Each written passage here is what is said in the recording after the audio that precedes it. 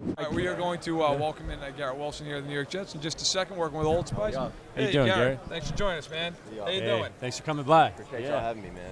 For sure, for sure. So, first off, what are you doing with Old Spice? Give us a little bit of the details. Yeah, man. So the thing is with Old Spice, you kind of don't know when, you don't smell good. People will tell you when your hair don't look right, or people will tell you when, your cleats messed up. But whenever I'm out on the field and, someone doesn't smell good, I know it's not me. I know I don't have to worry about it because I'm working with Old Spice. Yeah. And Old Spice swagger is, 24/7 freshness is what comes with it. So really excited to be working with them, and yeah. It's great. How many? So, which DB that tried to cover you this year needed more Old Spice? Needed more Old Spice? Yeah.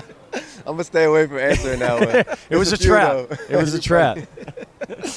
All right, so you had a great rookie year with the Jets, over 1,100 yards, despite a little bit of a rotation at quarterback this year. What was the key for you, above all else, going out and having that sustained success, and not just a couple of really big games, but a couple of really big games mixed in with a lot of other really good games, kind of bringing up those stats? Just simplifying the game, simplifying and for me, just making it what it's always been. Just go out there and make the plays when your number's called. When your ball comes your way, catch the ball. It doesn't matter who throw it, And, that was my mindset and the whole receiver room's mindset, throughout the whole season. Just go out there and produce, and when your number is called, make those plays. Now, you played in a lot of big games in your career at Ohio State. When you got to the NFL, how did things progress for you from week 1 to week 17? Did the game start to slow down for you? Yeah. What surprised you the most about going to the NFL? The games did start to slow down for me. It wasn't as much as this game's a big game, but it was every game was just, all right, this is a big game because it is a game, And that was the mindset around the facility. We had to, especially during the back half of the season, every game was a playoff game for us. Right. And, that kind of could be where you hit your wall and fall off a little bit, but for us, we were fighting for a playoff spot. We knew we had, 1 or 2 games if we win that we'd be in. And it's a long season. I'm not going to lie, it is a long season. And Ohio State, does as good as of a job as they can do at getting you ready for that, but there's no real getting ready for that until you go through it. And I felt that, I had to adapt and make some changes to my routine to be able to keep it up through all 17 weeks. But yeah, man, like you said, it's a lot. It's a lot to try and stack it every week, and I feel like we obviously we didn't finish the way we wanted to, but we did a good job with it. You guys had a hell of a rookie class this year. I mean, between Appreciate yourself, that. Sauce, Brees, obviously, unfortunately, had the torn ACL, but was playing great before he got hurt. Yeah. Zonovan coming in toward the end of the year, playing well in his stead. What was it like being part of that crop? And in a city like New York, where there's a lot of pressure. I mean, if you guys have a couple of bad games, everybody wants to know what's wrong and what's going to get fixed. What was it like being part of that young group? It was really amazing. It's not often you see something like that, and it's not often, personally, I came in with 3 first-round picks, or I was one of 3, and it takes the pressure off yourself. I can just go out there and play ball, just because, everyone's going through this thing with me. I can talk to Sauce, I can talk to Jermaine, their first-round picks. They know what the pressure feels like, and the fact that I could bounce my thoughts off of them and stuff like that, took some of the pressure off my own shoulders. What was it like running routes with Sauce in camp and then throughout the year, and then being on his side and watching from the sideline? Obviously a great player, had a tremendous rookie season. If you were running routes against him in practice, you feel like you get the better of him throughout most of the practice, or you think he's got you a little bit? This past season, he got the better of me, I would say, on most reps. And then once the season hits, you're not doing as much, good on good. Sure. But preseason, he was on it. I ain't gonna lie, he was on it. And when I saw the other receivers going through what I went through in OTAs and in minicamp, it made me feel better about it. And the thing is I didn't realize, that he was gonna come in and be one of the best corners in the league. So for me, it messed with my confidence initially, because I was like, okay, this dude hard to get open on. And then by the time the season came around and he was the best corner I had played against all year, it was like, okay, this is what I need. This is iron sharpens iron. Get the best look you can get during the practice week, so that the games are a little bit, watered down or a little easier. And, I felt that with going against Sauce. He's a crazy talent, really impressive. Now, you came into the league with a really talented wide receiver class, including your teammate, Chris Olave, who was down there in New Orleans. During the season, did you guys get a chance to talk at all, or did you get a chance to check out some of his games as he was progressing through his rookie year as well? No, for sure. We made sure you stayed in touch throughout the whole season, and then got lucky. We would usually play around the same time, but I got lucky they were playing his game while he was in London against the Vikings. Yep. at the same time as we were warming up. And they had it on the big screen, and he had a great game that game. I remember seeing him make a few big plays, and it's no surprise, man. It's a great player, great person. Goes about all his business the right way, and to see him, succeeding at that level doesn't surprise me at all. Knowing what we had in college and the way he was in college. Were you guys trying to one up each other a little bit?